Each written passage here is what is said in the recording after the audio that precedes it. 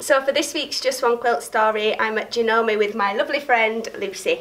As much as I love raising my children, I started quilting as a way to have something tangible, to feel like I was making something that didn't talk back to me.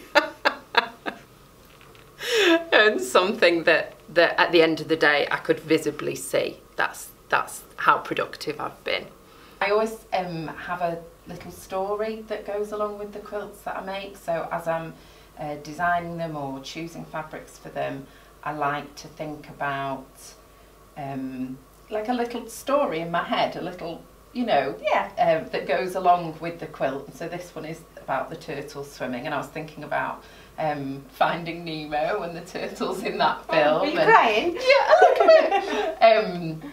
So when I was designing this one and planning the layout for it, I knew that I wanted to centre it with the blue, like the water, and then but have the borders create something a bit more modern. And I also chose this quilt because it nicely sums up how I feel about traditional quilts and modern quilts. Right. And kind of merging and blending and taking from both, using modern fabrics, traditional block and a modern layout.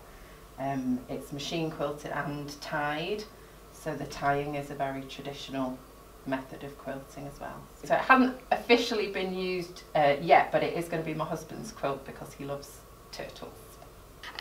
My husband is very appreciative of arts, which is nice. So he's very encouraging. He doesn't want any more cushions in our house, like ever. But I said, but could I replace one? You know, so that's how I keep on making things.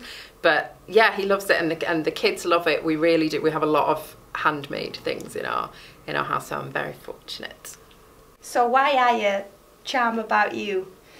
Charm About You came about, originally my blog actually was called Living Off Pasta and Love, but then I thought it sounded a bit too like a cooking blog. I didn't want it to be that. So Charm About You is a lyric from the song Heaven, which Fred Astaire sang, I think in the movie Top Hat, though I could be wrong.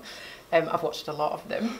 And I used to sing it to my son at bedtime, and the line is, "The charm about you will carry me through."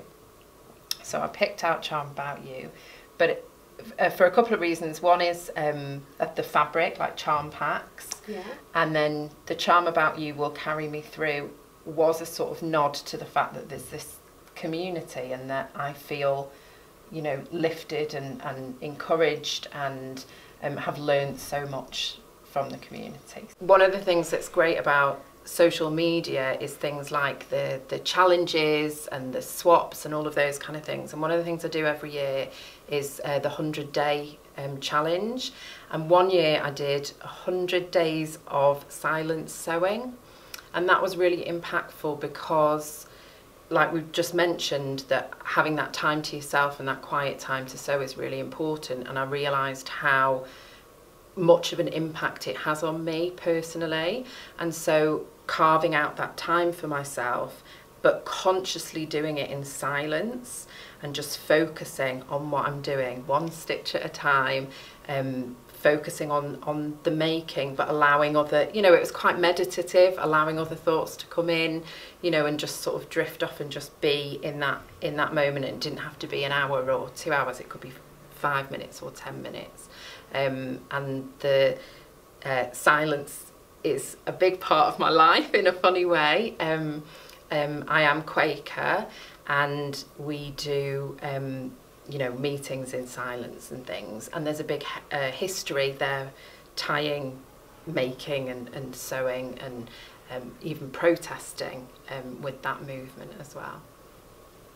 I really struggle now to go a day without sewing. I have a really hard time, even if it literally is 5 minutes in the evening, because it's my calm, you know, time. It's my time for reflection. If I'm not sewing, I maybe sketching out designs or writing out things that I want to do on my blog, or, you know, there's always something to do with sewing every day.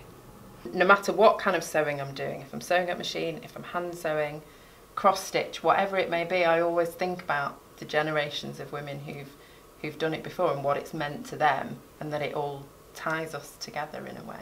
Yeah, in very different circumstances. Yeah. But yeah, very different, but all, you know, having a reason, having a purpose, and creating. I love that you're encouraging people to make quilts, and I do think that in the way that it's helped me and the whole process of quilting, and what it means to me, that it is like a bit of a journey, and if people were to make just one quilt, they might discover things about themselves and you know, achieve something and find things out, and maybe even become, you know, bonded to the community in the way I have as well. yeah, because all the people I've taught in the years, nobody does make just one quilt. Really, do they? But we know, you know, if they do, that's fine, and then maybe leave it for years. But there is something about the process and the magic of it, isn't there, that keeps bringing people back, and to give that joy to other people, or be the person to say, well, give it a try and get them started. You then see it becomes a big part of who they are. And actually, that's exactly what happened to me, because I made a quilt when I was at university. I made every mistake. I made it horribly, horribly wrong, and it probably should have put me off for life, but it didn't. It was something that I came back to. I tend not to think about quilts as heirlooms. I think because I have 3 children, I can't be that precious about them. And fundamentally, part of the reason I started was making things for them to use. And what I love about quilting so much is that things get use.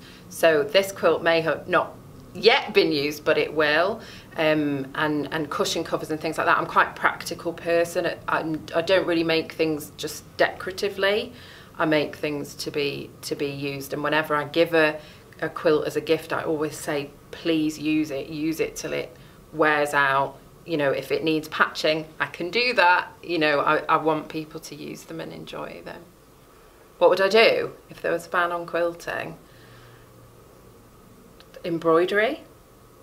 Is that cheating?